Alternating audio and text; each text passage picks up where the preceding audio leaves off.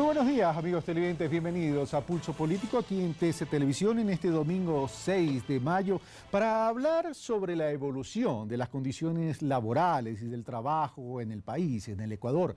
A propósito del 1 de mayo, donde se conmemoró a nivel mundial el Día del Trabajador, el día de hoy queremos hacer un repaso, una revisión, un análisis crítico, por cierto, de cómo ha ido evolucionando las condiciones laborales en el Ecuador. Y ojo que no digo en relación al Día del Trabajador, sino digo las condiciones laborales en el Ecuador, por una sencilla razón. Yo soy de aquellos que creen que no habrá país en el mundo que pueda existir una oferta laborable en relación de dependencia al 100% de la población.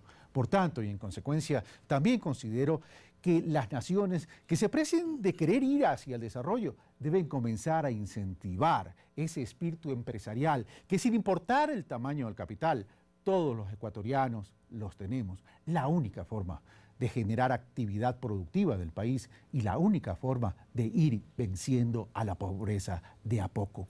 Para tratar sobre esta evolución de las condiciones laborales en el país, hemos invitado a los siguientes personajes. Los invito a que lo conozcan.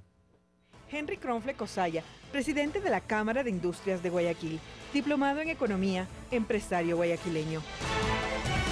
Luis Villasís Maldonado, director nacional del MPD, asesor de la Unión General de Trabajadores del Ecuador, exdiputado por Pichincha 2002-2006. Richard Espinosa Guzmán, ministro coordinador de Desarrollo Social, exministro de Relaciones Laborales, destacado atleta sudamericano. Bueno, como ustedes ven, queridos amigos, queridos televidentes, es una mesa bastante equilibrada en términos de la posición del gobierno central, que es quien dicta las políticas, en este caso de las condiciones laborales, del empleo, etcétera, etcétera. Un representante de los trabajadores como Luis Villasís Maldonado, asesor de la Unión General de Trabajadores del Ecuador, y un representante de los empresarios, quien es presidente de la Cámara de Industrias, junto a estos dos representantes, tanto de los empresarios, tanto de los trabajadores, el ministro coordinador de Desarrollo Social, ex ministro de Trabajo o de Relaciones Laborales. Señores, muchas gracias por haber aceptado esta invitación. Bienvenidos. Henry Kronfle, muchas gracias. Luis Villasís, muchas gracias. Señor ministro, muchas gracias por estar en esta mesa de Pulso Político. Y comenzamos con el primer reportaje que hemos preparado para regresar ya con el desarrollo de este Pulso Político.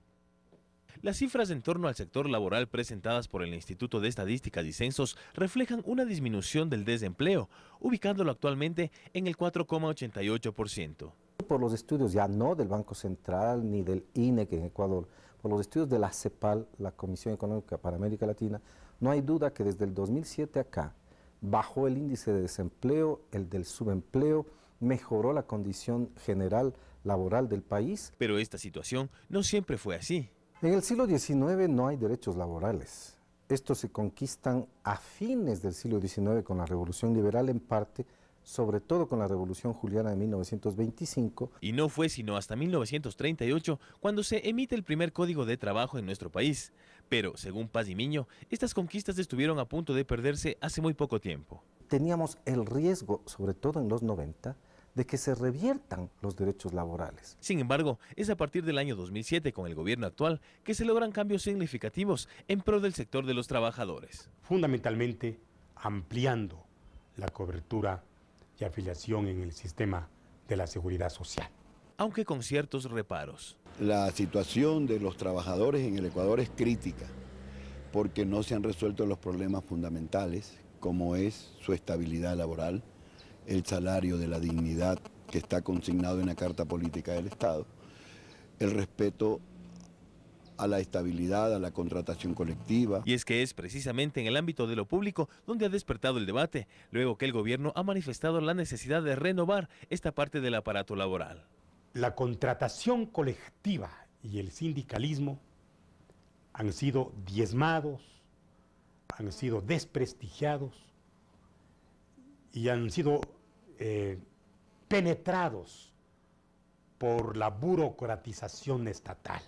A pesar de ello, los datos reflejan que el índice de ocupados plenos en nuestro país llega al 49,9%, de los cuales el 55,7% son hombres y el 41,6% son mujeres. De igual forma, existen logros como el denominado salario digno, que hoy llega a los $295 como base. Ecuador lidera a nivel regional la inclusión de los discapacitados. No obstante, aún queda camino por recorrer en el objetivo de impulsar eficientemente a la fuerza productiva del país.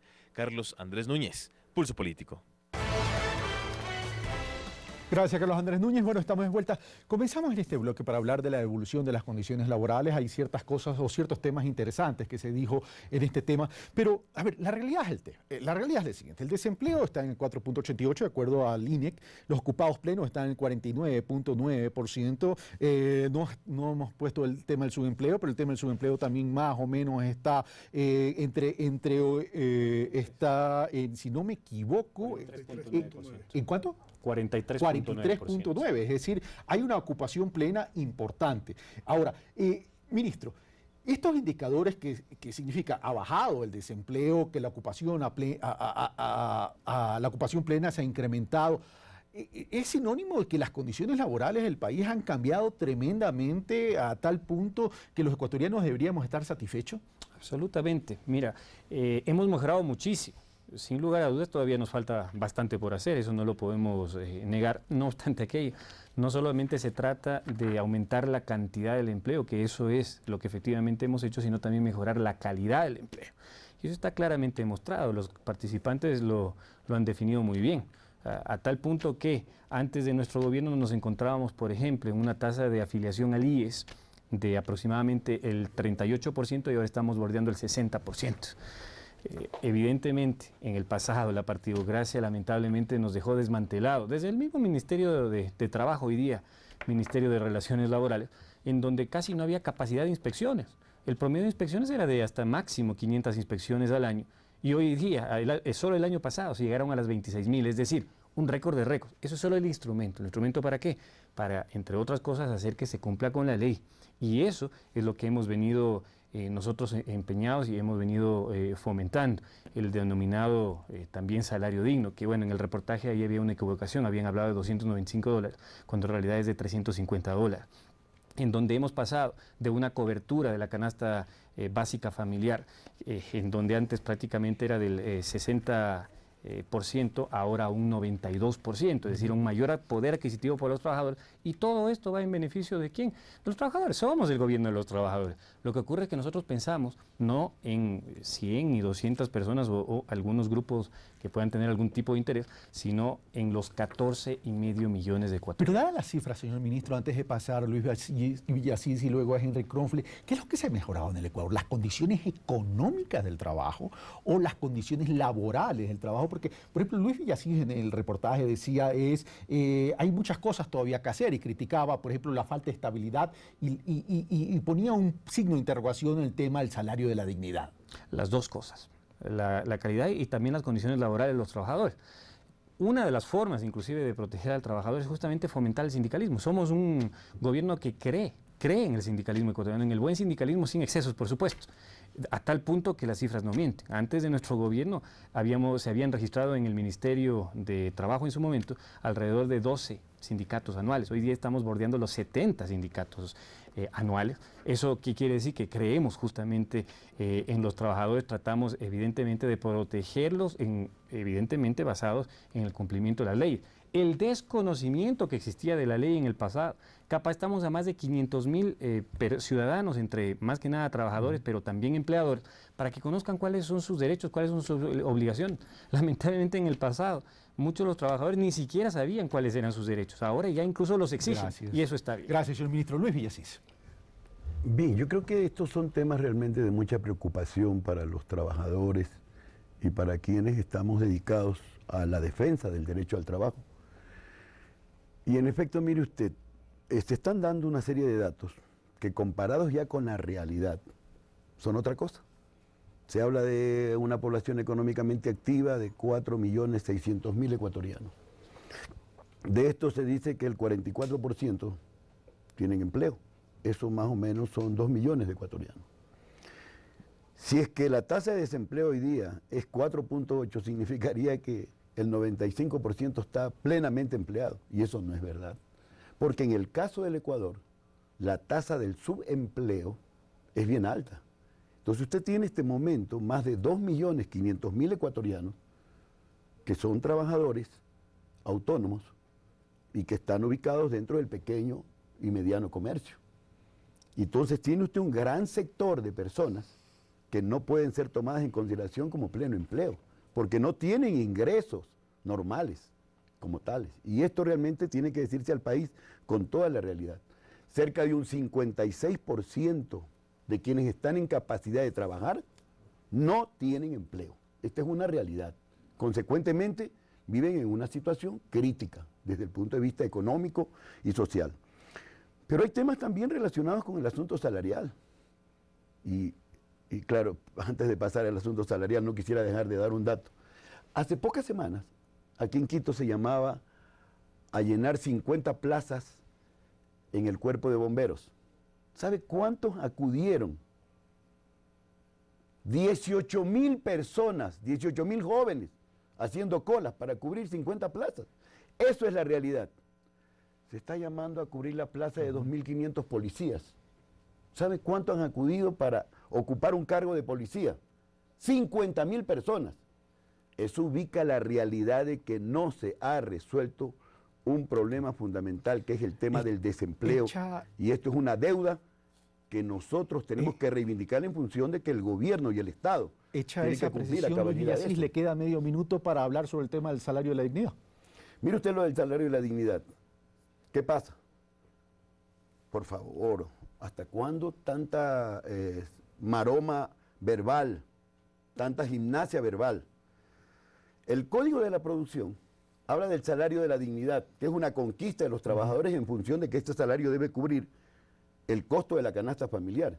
Entonces hoy día hablan del salario de la dignidad. Los $292 del salario básico unificado, más proporcionalmente el tema del 13º, 14º, utilidades. Entonces, esto no es real.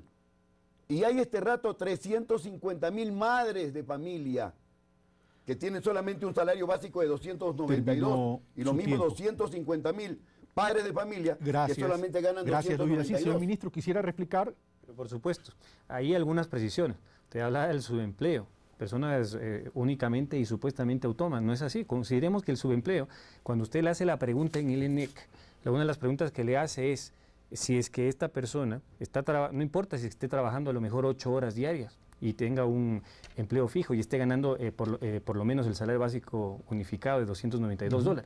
Si usted le pregunta según el INEC, si usted quisiera ganar más y quisiera trabajar más y esa persona le contesta que sí, automáticamente es un subempleado. Entonces no necesariamente es que está trabajando 4 horas o 6 horas, puede estar incluso trabajando 8. Con respecto a los bomberos, con respecto a la policía, qué bueno que haya mencionado esos dos sectores, los dos públicos por si acaso, en donde qué bueno que ahora la gente quiere trabajar en el servicio público. Como nunca antes en la historia hemos subido la remuneración del servicio público y ya finalmente somos atractivos para que se elabore aquí. Y no solo eso, el Ministerio de Relaciones Laborales, con esa transparencia, hubieron 29.000 personas que quisieran trabajar en el sector público y no todos son desempleados. Muchos quieren mejorar sus condiciones laborales. Gracias, señor ministro. Voy donde Henry Kronfle. Henry Kronfle, como representante empresario, primero un análisis a lo que hemos hablado el día de hoy, lo que hemos presentado, para luego hacer yo una pregunta. Muchas gracias. Sí, quisiera hacer un poco... una aclaración sobre estos temas que son de importancia para no confundir a la audiencia. Primero, el desempleo efectivamente ha bajado del 7.4, tomando un periodo de 5 años, del 2007, considerando el segundo trimestre del 2007, a la fecha ha ido de 7.4 el desempleo a 4.9. Es evidente que el desempleo ha bajado. El subempleo, definamos subempleo para que no exista confusión tampoco, porque subempleo no quiere decir que no tengo seguridad social, o subempleo no quiere decir que me autoempleo. Subempleo quiere decir aquellas personas que están dispuestas a modificar su situación laboral al fin de aumentar ya sea la duración o la productividad de su trabajo. Eso es la definición del subempleo. Es decir, hay subempleados con aportaciones al seguro social. Entonces tenemos que entender eso. El subempleo se fue del 53.7 al 43.9. Y ya le voy a decir por qué es lógico que haya bajado el subempleo. Y la ocupación plena, que son aquellos que ganan entre 10 y 65 años de edad, que son parte de la población económicamente activa y que ganan más que el salario básico unificado, y muchos de ellos que ganan más del salario digno que se mencionó, ha subido del 38% al 49.9%, hablemos en números redondos, al 50%.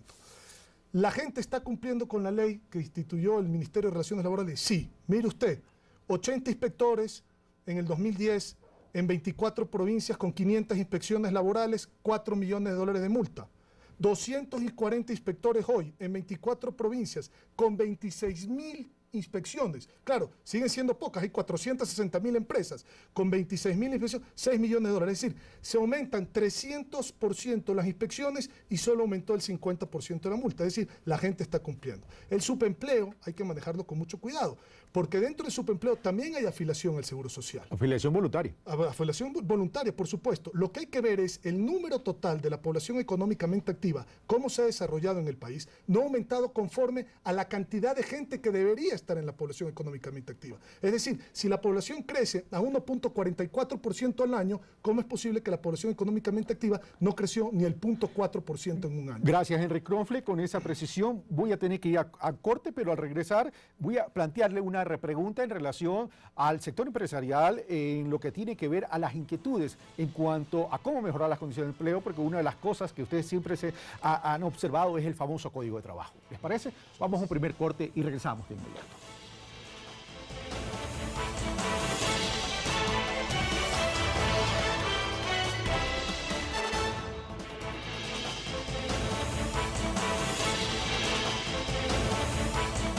Estamos de vuelta, amigos televidentes. Les recordamos que estamos tratando sobre la evolución de las condiciones laborales en el Ecuador. Estamos con Henry Kronfle, presidente de la Cámara de Industria de Guayaquil, Luis Villasís Maldonado, dirigente del MPD y asesor de trabajadores, y con el ex ministro de Relaciones Laborales y hoy ministro coordinador de Desarrollo Social, Richard Espinosa. Henry Kronfle, un poco te corté porque nos estábamos extendiendo en el primer bloque, pero como tengo que ser justo con la distribución de tiempo, te había preguntado algo, te había preguntado con relación cuál es el criterio del Código de Trabajo que tienen los representantes de la empresa privada, pero antes de aquello, tus precisiones sobre el tema del salario digno y sobre el tema de la estabilidad. Sí, el salario digno cerró el año pasado en $351 cuando el salario básico más componentes. ¿Cuáles son los componentes? El salario básico el año pasado era 264, el 13º, el 14º y el fondo de reserva hacía 330. Esto cubría 92% de la canasta básica. Hoy, con 1.6 perceptores, con una canasta básica de $585 aproximadamente, el salario digno se vuelve 369. Y el salario básico a $292, más todos los 13º, 14º y fondo de reserva, da $365. Es decir, a hoy hay $4 de diferencia. $4 en 369 es el 1%. Es decir, la canasta básica está cubierta al salario de hoy en el 99%.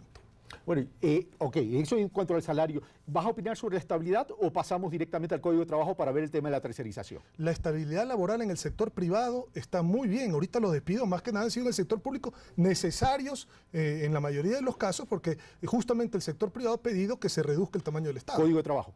El Código del Trabajo, tenemos algunas observaciones en el mismo que podríamos entrar en detalles, sobre todo en los temas de la prestación de servicios de complementación, el tema alimentación, salud, limpieza, mensajería, etcétera. Nos gustaría inclusive hablar sobre esa base, cómo se podría ampliar. Sin perjuicio que pueden opinar cada uno de ustedes sobre lo aquí expuesto, vamos ahora a ver el reportaje que se nos ha preparado y que tiene que ver sobre la tercerización. Adelante, Carlos Andrés Núñez.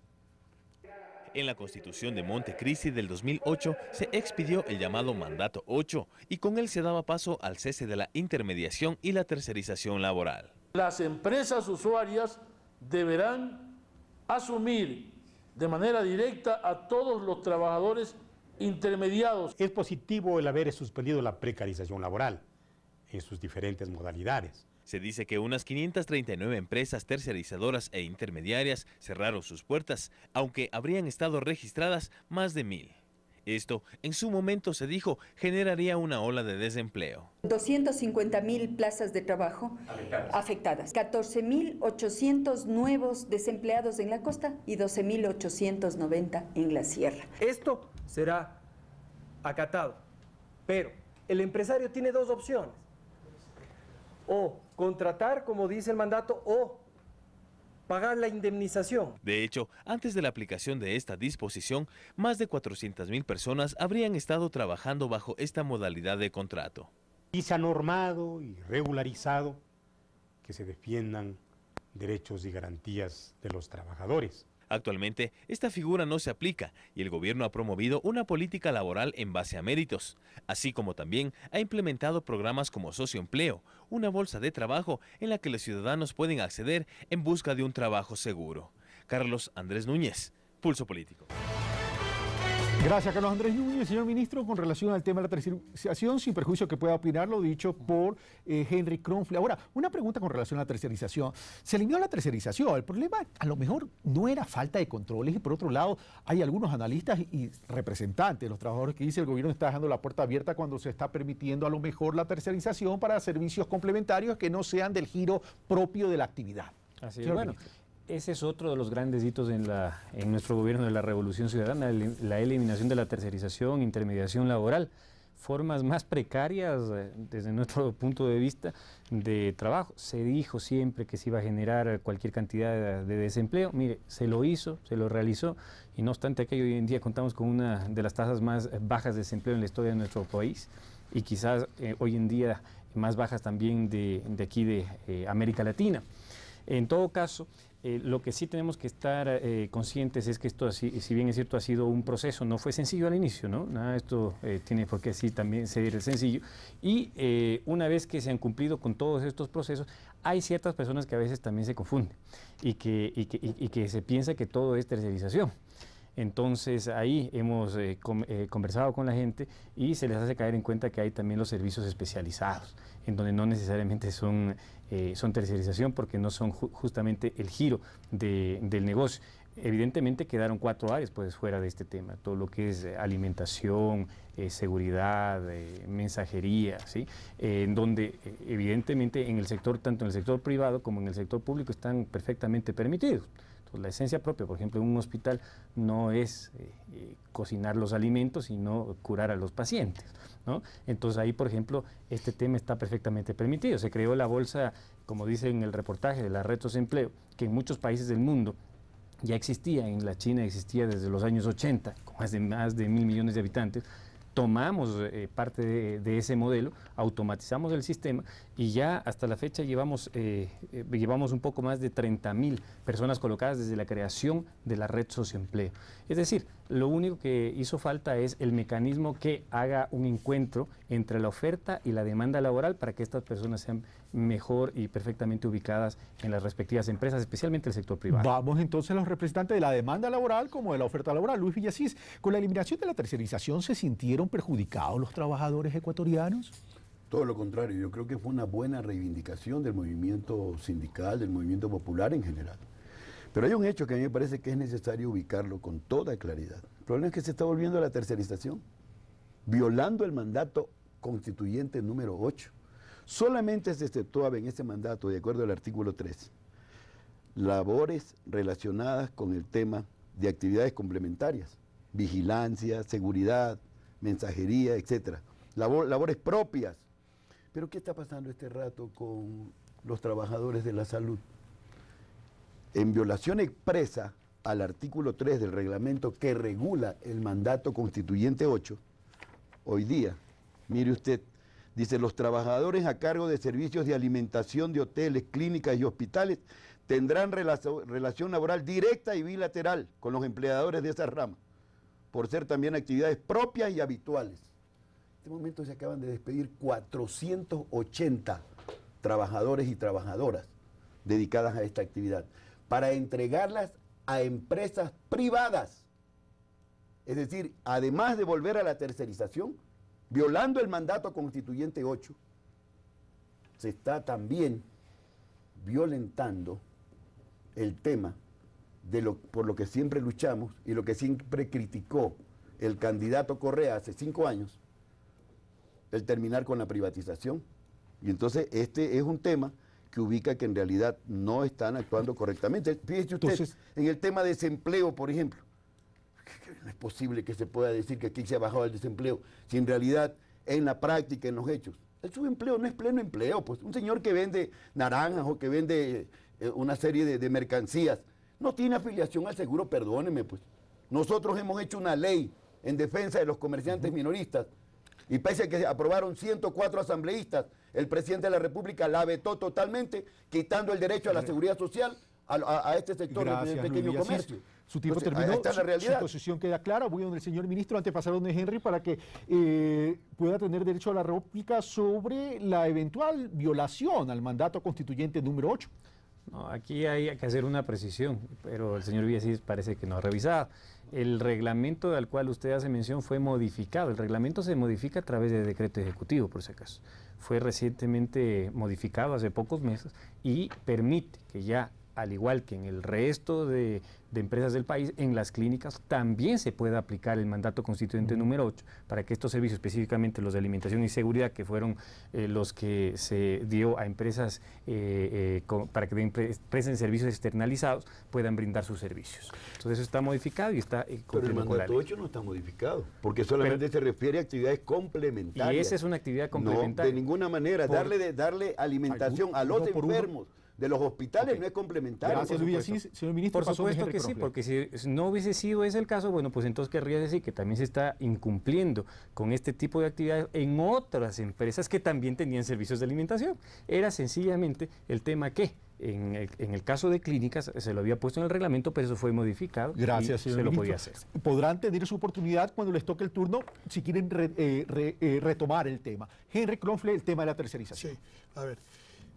Nosotros, en un momento dado, cuando vimos el tema de la tercerización como sector privado, creíamos que la tercerización, y seguimos creyendo que la tercerización era un mecanismo válido siempre y cuando no se vea afectado el trabajador. Los intereses del trabajador. Por supuesto. El problema es que hubo abuso. El problema es que hubo abuso y el problema es que se suscitó era que quién le pagaba. Si la empresa tercerizadora tenía menos utilidades y trabajaba para la empresa tercerizadora, entonces ganaba las utilidades de esa empresa. No ganaba donde prestaba sus servicios el trabajador. Entonces, un mecanismo de regulación podría haber generado una flexibilización laboral mucho más grande que le permite inclusive, sin complicaciones al empleador, al que da el trabajo, contratar inclusive empleo en diferentes modalidades, por hora, tiempo parcial, ciertos días a la semana, etc. Tú ya estabas hablando de flexibilidad laboral. Correcto, que permitía la tercerización, permitía también siempre y cuando se cumplía bajo la ley. Lo que pasa es que hubo un abuso y por lo tanto, como hubo ese abuso, se quitó esto radicalmente. La intermediación laboral y la tercerización fue lo que se quitó. Lo que sigue estando, para hacer una aclaración, es la prestación de servicios complementarios, alimentación, seguridad, limpieza y mensajería. Un poco para tratar de cuadrar las ideas que se han discutido aquí. Si soy una empresa de catering y lo que produzco son alimentos, mis trabajadores que producen alimentos no pueden ser servicios complementarios. Pero si soy un hospital que presto servicios de salud o una fábrica en donde hay una producción, tienen que comer los trabajadores de la fábrica, los visitantes que en un momento dado van a hacer una visita todo el día, los pacientes. Entonces, esos sí son servicios complementarios. No hay violación en ese sentido del mandato 8. Gracias, Henry Kronfle. Luis Asís, si esta es una figura que es cuestión de control y que puede permitir incluso más trabajo para los trabajadores, respetando evidentemente a través de estos mecanismos y esta figura los intereses y los derechos de los trabajadores, ¿por qué no permitirlo? Mire, yo me refiero a hechos y no a especulaciones. Este momento, en algunos de los hospitales donde se está privatizando estos servicios, se ha contratado una empresa llamada Martinizing, del grupo Proinco. ¿Sabe qué está pasando? Que con las instalaciones del Estado, ellos están en este momento dando alimentación a los enfermos de un hospital. Es decir, con la infraestructura del Estado. En esas empresas no se permite la organización sindical. En esas empresas no se permiten derechos relacionados con el tema de utilidades. En esas empresas inclusive no se permite afiliación a la seguridad social. Y entonces por ello es que la constituyente de Montecristi eliminó la tercerización laboral y hoy incluso está consignado en la Constitución. Y ningún reglamento, señor ministro, puede cambiar lo que esté en la Constitución. Gracias, Luis porque hay la Villasís. jerarquía en el ámbito de la normatividad y la Constitución está por encima de cualquier otra norma. Luis Y eso es lo que Villasís. está La pasando Constitución ahora. está por encima de otras normas, por tanto no se puede modificar. Señor ministro. Evidentemente se está cumpliendo, ojo, que el giro de la actividad de un hospital no es un restaurante.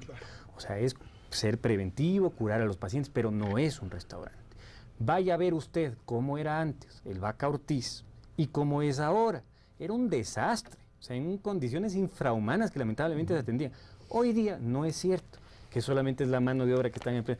Todos, señor Villasís, absolutamente todos los implementos son de la empresa que presta los servicios, desde las vajillas hasta las cocinas, hasta la tubería que han puesto ellos mismos en el hospital. O sea, no es propiedad del Estado. Por supuesto, y, ojo, las personas que trabajan en esa empresa tranquilamente pueden sindicalizarse, y para eso está el Ministerio de Relaciones Laborales y las registrará si es que presentan el debido registro. Todas las herramientas, la afiliación al IES. Obligatoriamente tienen que estar afiliados al IES, pero por supuesto, si no estarían incumpliendo. Gracias, señor con ministro. María Auxiliadora Rodríguez, cada uno puede retomar el tema cuando sea su turno, pero tengo por efectos de agenda del programa, tengo que ir también a otros temas. María Auxiliadora Rodríguez, María Auxiliadora nos ha preparado un reportaje acerca de este tan polémico tema de las famosas compras de renuncias obligatorias. El gobierno puso en marcha desde el 2011 un plan para la reestructuración del Estado. Para ello emitió el decreto ejecutivo 813, que establece la compra de renuncias y jubilaciones obligatorias con indemnización para las personas que trabajan en el sector público. Y hasta el momento han sido separados de la gestión pública un promedio de 8.000 empleados entre renuncias y jubilaciones obligatorias. Se busca la optimización del talento humano y terminar con la incompetencia, corrupción y falta de calidez en el servicio público. La ley ha generado una inestabilidad laboral en los trabajadores públicos, ya que estos no son notificados con anterioridad de la decisión de su separación del cargo. Al contrario, la medida es notificada el mismo día en que deben abandonar sus puestos, sin evaluación anterior o llamada de atención que justifique su separación, ya que estas han sido realizadas hasta con la intervención de la fuerza pública. Al contrario de lo que ocurrió en la función judicial, que fueron evaluados los 5.400 servidores, de los cuales 1.200 no pasaron las pruebas y por lo tanto se procedió con el correspondiente trámite de separación. Como respuesta a las protestas sobre inestabilidad social, el Ministerio de Relaciones Laborales creó la Dirección de Reconversión Laboral, donde se capacita a todos los desvinculados del sector público para guiarles sobre qué pueden hacer con los recursos entregados como indemnización, para que sean invertidos en activos que generen rentabilidad para sus titulares, como por ejemplo proyectos de emprendimiento. Para Pulso Político, María Auxiliadora Rodríguez. María Rodríguez, muchas gracias. Señor ministro, comienzo con usted en esta nueva ronda de temas. Que el Estado, el gobierno central, a través del gobierno central, tiene que modernizarse, tiene que achicarse, tiene que ser eficaz, eficiente, brindar un servicio de calidad y de calidez, como se menciona en el reportaje. Yo creo que eso no está en discusión, pero sí podría estar en discusión la figura. Renuncia, por lo menos como yo lo entiendo, es el acto voluntario de tomar una decisión de alejarme de una relación de dependencia. Pero cuando ya es obligatorio el presentar una renuncia, como que suena un poco forzado. En el año 93 existió la venta de renuncia, que era otro sistema. Pero para aquellos que se inscribían, ¿no? para aquellos que querían realmente voluntariamente irse. En estos momentos, apegado estrictamente a derecho, y usted lee el numeral 47, literal K, claramente dice que una de las figuras para la desvinculación laboral de cualquier servidor público está justamente la compra de renuncias con indemnización. El Estado tiene esa posibilidad, ¿no?, de pagándole una compensación económica, porque no es como antes, que se iban con una mano adelante y una mano atrás, y que no son menores además. La máxima indemnización llega a superar los $44.000 para estas personas. Puede hacer uso de esta herramienta para lograr lo que usted mencionaba, ¿no?, una mayor eficiencia, más con calidad en la atención a la ciudadanía. Lo que mencionaban en el reportaje, sí, claro que se evaluó, por ejemplo, en el caso del Consejo de la Judicatura, pero ahí básicamente fueron conocimientos, prueba de conocimiento. Acá vamos mucho más allá de eso, porque pueden haber excelentes profesionales en su conocimiento, pero no atienden muy bien a la ciudadanía, no son muy ágiles también y proactivos en su actividad. Entonces, utilizaban esta herramienta, pero ojo, cierto es que se ha aplicado como parte de ese proceso profundo de reestructura la desvinculación a través de la compra, que a nadie nos gusta desvincular absolutamente a una sola persona, tenga usted la plena seguridad, pero nos vemos obligados a hacerlo en función de los 14,5 millones de ecuatorianos. También se ha desvinculado a gente con jubilación que antes de nuestro gobierno, y usted, señor Villasís, lo conoce, o sea, salían con $3.200. Hoy en día también salen con esos $44.000. Y si usted hace una encuesta de la gente que ha salido, sí, puede haber una cantidad de gente inconforme, pero tenga la plena seguridad que la gran mayoría de las personas, después de haber recibido una justa indemnización, ya no están pues tan disconformes. Es más, muchos incluso nos han agradecido, como el caso, por ejemplo, de los jubilados. Gracias, señor ministro. Luis Villasís. Bueno, En realidad no estamos nosotros de acuerdo con ese tipo de argumentos. No, me sorprendería que usted rompen principios. Un principio esencial es el derecho al trabajo. Y el tema del derecho al trabajo se regula bajo principios como la irrenunciabilidad e intangibilidad de derechos que están en la Constitución. Una precisión, Luis Villasís. Sí, el principio, el derecho al trabajo es un tema que todos tenemos que respetar. Claro, pero todo derecho viene acompañado también de una obligación y responsabilidad, y es que los trabajadores, que somos todos realmente, tenemos la obligación de ser eficaces, de ser productivos, etcétera, etcétera, etcétera.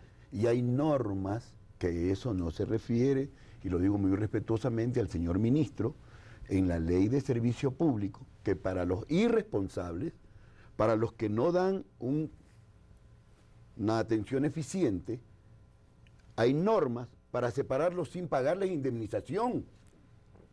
Pero en este tema concreto hay una violación expresa a la Constitución para precisamente, fíjese usted, qué contradictorio, a los ineficientes, a aquellos que han actuado irresponsablemente, les dan una indemnización. Eso no es lo que dice la ley. La ley garantiza el derecho al trabajo. Y usted muy bien, yo creo que inteligentemente reflexionaba. ¿De dónde acá se les ocurrió renuncia obligatoria? La renuncia es una expresión de voluntad.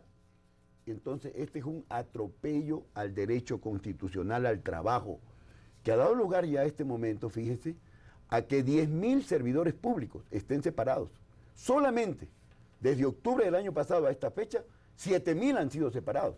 Y tienen previsto este año, en el presupuesto general del Estado, 154 millones de dólares para separar 11.000 servidores públicos. Gracias. Que no hay política de empleo, hay política de desempleo, y el Ministerio de Relaciones Laborales pasa a ser Ministerio del Desempleo. Gracias, Luis Villasís. Voy donde Henry Crofley y después voy donde el ministro para que tenga también derecho a la réplica a Luis Villasís. Henry Crofley. Muchas gracias. A ver, quiero un poquito balancear esta yo ya lo veía que usted estaba levantando la mano como estudiante de colegio. Entre los dos lados, así es. A ver, así como la Constitución garantiza la estabilidad de alguna manera laboral en el país y acabó con la intermediación y con la tercerización, hay derechos y hay obligaciones.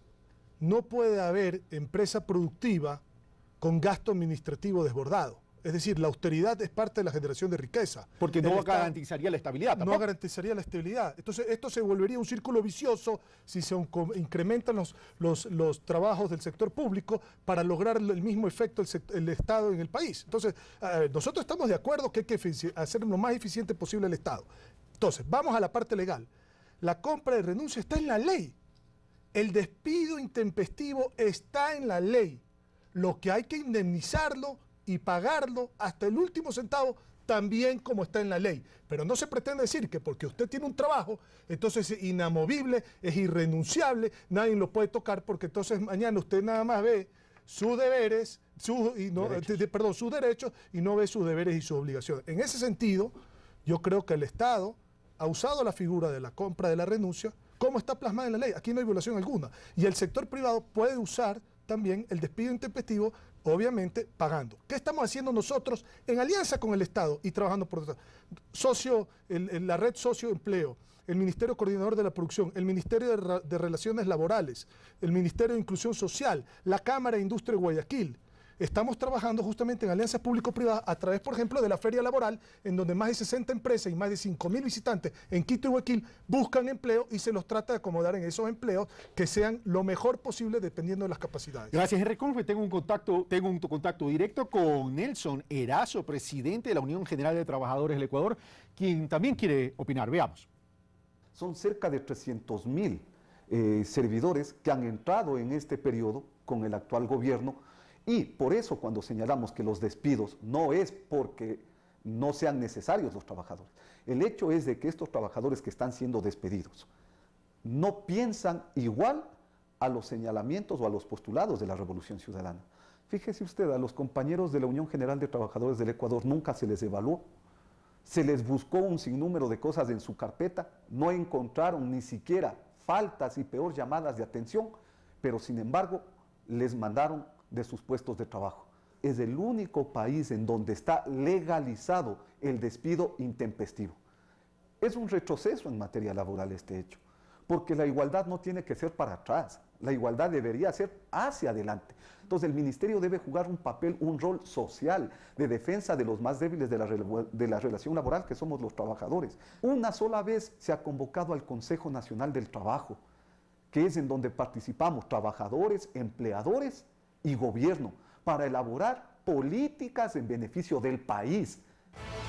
Señor ministro, su respuesta, por favor. Muchas gracias. Bueno, primero, respondiendo a todas las inquietudes que aquí se han dado, ¿no?, y opiniones, 4.9% de desempleo. Eso quiere decir que no creo que el Ministerio de Relaciones Laborales también sea el Ministerio del Desempleo. Los números hablan por sí solos. Por supuesto que esto es una política transversal en donde intervienen diferentes actores.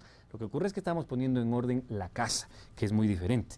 Pues si es que entonces sería inconstitucional la figura de la compra de renuncia, bueno, también lo sería el despido intempestivo en el Código del Trabajo. Y nadie se le ha ocurrido decir que el despido intempestivo es inconstitucional en el Código del Trabajo. Lo que ocurre es que tiene que tener su correcta y justa indemnización. No es que uno puede sacar a una persona y dejarle ahí en el aire, no, tiene que tener su justa indemnización. También se hablaba de que existen las diferentes figuras para la desvinculación laboral de los servidores. Claro que existen algunas figuras. Una de ellas es la institución y de hecho, téngalo por seguro, que cuando nosotros hemos detectado y les hemos cogido con las manos en la masa a una persona corrupta, tenga la plena seguridad que las hemos destituido y de eso existen varios casos. Lo que ocurre es que esta es la discrecionalidad, digamos así, que puede tener la máxima autoridad institucional para poder reestructurar rápidamente su institución, más aún cuando sabe usted cuál es el promedio de evaluaciones que ya hemos hecho en el servicio público, 90% sobre 100. ¿Usted cree que estamos viviendo en Suiza, Singapur? Imposible. Entonces, tienes esta herramienta porque lamentablemente sí, esto es como una cadena que el uno se va cubriendo al otro, en donde sabemos, y la ciudadanía lo conoce, usted, yo lo conocemos, que lamentablemente ha tenido que ser desvinculado. Que hemos incorporado 300.000, como dice el señor Erazo, al servicio público, es una locura, es imposible. Sí, Fuerzas Armadas tiene 70.000 personas, en educación hay 190.000 personas, en salud hay 53.000 personas, todo, la función ejecutiva tiene 300.000, toda la función ejecutiva. Incorporar 300.000 habría sido ya prácticamente crear otro Estado. Gracias, señor Es una ministro. locura, es imposible. Vamos entonces ahora a escuchar a Marcelo Solórzano, presidente de la Confederación de Trabajadores del Sector Público del Ecuador. No se puede entender un servicio público de calidad, de excelencia, entregado con calidez, si no hay un funcionario público debidamente capacitado, empoderado de su puesto de trabajo. Por eso es que estos procesos de despidos masivos debieron haber sido consensuados con la parte contraria, que somos los trabajadores, las organizaciones sindicales, para humanizar el proceso.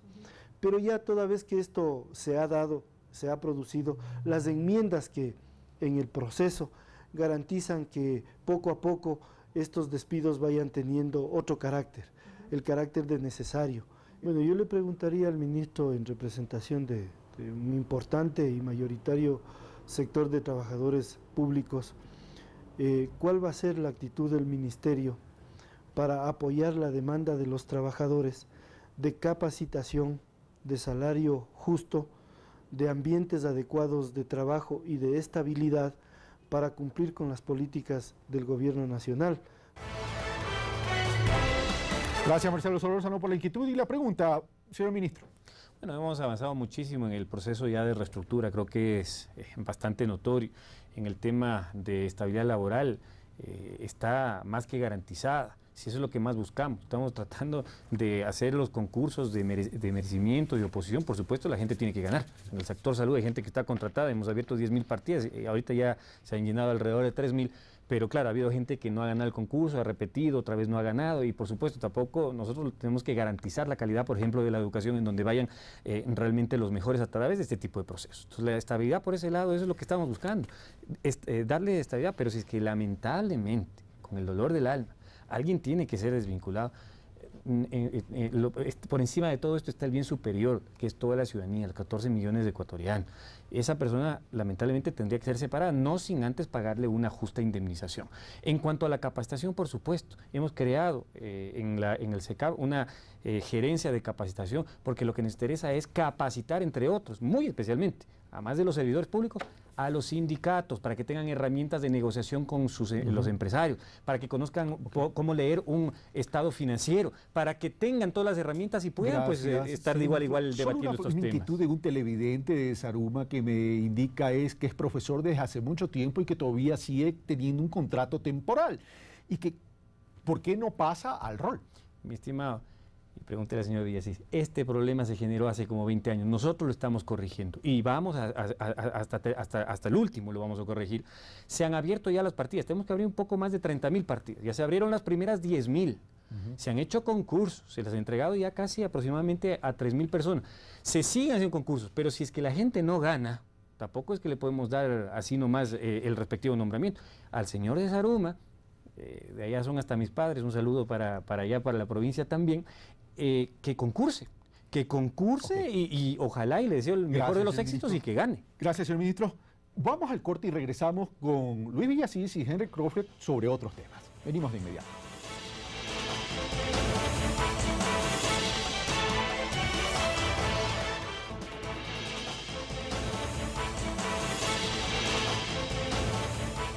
Bueno, estamos de vuelta, amigos televidentes. Les recordamos que estamos tratando sobre la evolución de las condiciones laborales en el país. Estamos con el presidente de la Cámara de Industria, Henry Croflet, Luis Villasís, asesor de los trabajadores y dirigente del MPD, y el señor ministro coordinador de Desarrollo Social y ex ministro de Relaciones Laborales hasta hace poco, Richard Espinosa. Voy con Henry Croflet. Henry Croflet, hace algún tiempo ustedes tuvieron la gentileza de invitarme a un conversatorio donde habían otros colegas de los medios de comunicación, donde estaban ustedes interesados en conocer cuál era la percepción que se tenía en relación a los empresarios en el país. Ahí yo les dije algo. Está cambiando la visión de los empresarios de ver a los trabajadores como socios estratégicos, porque en definitiva los trabajadores necesitan trabajar y los empresarios necesitan producir. Pero el capital sin la mano de obra es una ecuación tremendamente imperfecta. En ese sentido, ¿qué plantean los empresarios ecuatorianos en el país? Y adicionalmente, ¿qué opinión le merece a Henry Croflet sobre evaluar un mecanismo salarial fijo, pero con un adicional, en base a la productividad? Henry Croflet. Gracias por la pregunta, creo que es una pregunta muy interesante. Sí, nosotros primero hemos dicho que el salario tiene que estar indexado, obviamente, a la inflación de un país y a la productividad de un país, porque no podemos perder una palabra que es clave aquí, la competitividad. Y la competitividad tiene que ser sostenible, es decir, tiene que poderse sustentar para que dure mucho tiempo. Y esa competitividad solamente se genera a través de la educación, cuando la sociedad puede absorber la tecnología existente en el mundo y la puede aplicar para entonces construir riqueza mejorando los salarios y entonces llegando así a un cuadro de igualdad, no a través de la redistribución. Si usted tiene $100 y tiene 100 personas y le da $1 a cada persona, todos somos iguales. A los 30 segundos ese dólar ya uno lo gastó, otro lo invirtió, otro quizás se la bebió, otro la gastó, lo que sea. Entonces nunca se va a poder llegar a la igualdad. La igualdad solo se logra a través de la construcción de la riqueza, en donde la sociedad a través de la educación puede absorber conocimiento y vale más la mano de obra y se vuelve más productiva, y al volverse más productiva se vuelve más próspera y genera competitividad. Eso como concepto. Como Cámara de Industria, ¿qué estamos haciendo nosotros como sector? Es muy importante saber, primero, tenemos programas como el sistema de integración laboral. Trabajamos con el sistema de integración laboral para fomentar la adherencia de gente con discapacidades, gente con capacidades especiales en el sistema laboral.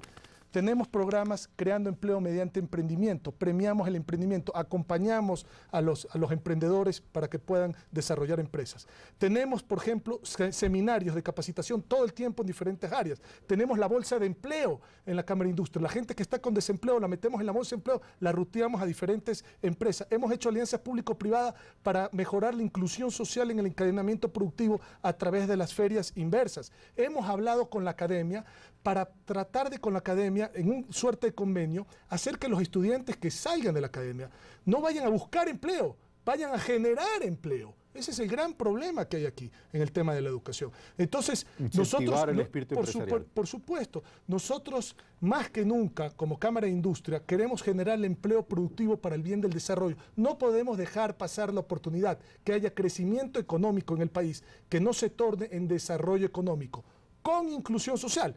y obviamente con protección ambiental. Ese es un concepto de competitividad sostenible en donde nosotros vamos apuntando hacia esa dirección con empresarios, haciendo de nuestros socios a los empleados, por supuesto. Socios estratégicos, sí, es una alianza estratégica, es una comunidad de suerte. Luis Villasís. Mire, yo tengo la preocupación y creo que debo decirle al país que el gobierno no está actuando correctamente cuando pretende institucionalizar el despido intempestivo. Eso es ilegal. Señor ministro, eso es ilegal. Desgraciadamente usted no cursó en las escuelas de Derecho, pero en los primeros años, lo primero que le enseñan a quien va a ser abogado es que el despido es ilegal. Y por eso incluso es sancionado.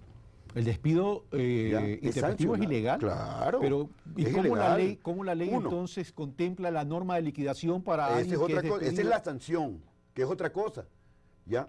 Pero en el ámbito público no hay despido. Y le voy a contar un hecho. En el ámbito público. Lógico. Okay, ya el ministro va ¿A quién se les ocurre poner esto? Ya el señor ministro sabe que con fecha 2 de julio del 2009, cuando se presentó el proyecto de ley de servicio público, ubicaron el despido intempestivo en el proyecto a la Asamblea. ¿Sabe qué hizo la Asamblea? En los 2 debates se lo rechazó. Y el 29 de septiembre del 2010, la Asamblea, con 96 asambleístas, ratificó eliminando el despido intempestivo, eliminando la renuncia obligatoria en el servicio público. Y entonces por eso es que me permito decirle al gobierno que lo que están implementando hoy con el decreto 813 es una arbitrariedad, es una inconstitucionalidad. Hay una norma en la Constitución que dice, y yo creo que el señor ministro debería ubicarla bien, el numeral 8 del artículo 11, que toda norma tiene que ser progresiva, no regresiva. Es decir, ¿cómo es posible que si en la Constitución garantiza la estabilidad laboral, garantiza el derecho al trabajo como un derecho social, el gobierno, a través de un decreto inconstitucional, despide trabajadores y deja en la desocupación a padres y madres de familia? Y concluyo con esto nada más, solo un segundo. ¿Sí? A propósito del maestro de Zaruma, hay 50.000 maestros contratados y es otro hecho de la precarización de las relaciones laborales. 50.000 maestros pasó el segundo. Contratados. Gracias, Luis Villasís. Usted utilizó el tiempo de un tema que lo trajo de nuevo a colación cuando estábamos hablando del tema de esta comunidad de suerte y esta alianza estratégica empresarios, trabajadores y de los sueldos atados o los salarios atados al tema de productividad. Espero que pronto lo podamos tratar al regreso de la nueva ronda. Señor ministro, tratando le va a tocar una réplica y después al otro tema también, por favor. Perfecto. Bueno, señor Villasís, ahí usted tiene la Constitución. El artículo 229, en donde claramente dice que la ley regulará los ascensos, el ingreso, la estabilidad laboral de los servidores públicos. Si bien es cierto, no se aprobó a través de la figura del despido en la propuesta inicial que se hizo, sí se aprobó en el artículo 47 literal K, la figura que le acabé de mencionar hace un rato, de compra de renuncias con indemnización. Que si es que se puede sacar, si es que usted puede decir que es legal, puede decir otra persona que es ilegal, bueno, ustedes con todo derecho van presentando la demanda ante la Corte Constitucional y ese es el órgano competente que definirá si es que el tema es constitucional o no. Lo cierto es que en ningún momento la Corte Constitucional ha suspendido los efectos de poder o no comprar la renuncia. Esperemos, ya la Corte, cuando crea conveniente, pues resolverá este tema. Para terminar el programa. Resolverá este tema y ahí se solucionará. Y con respecto a los maestros, usted dijo, 50.000, sí, estamos en pleno proceso de los concursos, ya se han entrado muchísimos nombramientos, pero ese problema fue generado. Hecha esa aclaración y en homenaje al tiempo, porque ya me quedan apenas 2 minutos, a lo mejor un minuto 40. Señor ministro, la propuesta va a venir en el gobierno central esa propuesta de atar el salario a la productividad considerando una base de la Mira, ya con el básica. Salario digno es sencillo. Ninguna empresa puede declararse rentable, llamémoslo así, hasta que no pague el salario digno a todos y cada uno de los trabajadores. Entonces, el momento en que por A o B, ojalá nunca pase, hay un colapso en la economía, inmediatamente, si la empresa deja de ser rentable, ya no tiene la obligatoriedad de pagar esa bonificación por compensaciones. Gracias, señor ministro. Se me fue el tiempo y ya me están diciendo que tengo que terminar, o si no nos cortan también la transmisión. Solamente una conclusión. ¿Se mejoraron las condiciones laborales? Sí. ¿Se ha mejorado? Me parece que no sigue crítica la situación de los trabajadores. Absolutamente sí, muchísimo. Nos falta mucho más por hacer, eso sí. Amigos televidentes, como ustedes ven, una mesa donde están los empresarios, los trabajadores, el gobierno. donde se ha demostrado que a pesar de la discrepancia y la diversidad, se puede debatir y analizar con respeto todos estos temas. Ojalá que esta conversación y este análisis sea un ejemplo para construir diálogo a pesar de la diversidad. Un fuerte abrazo.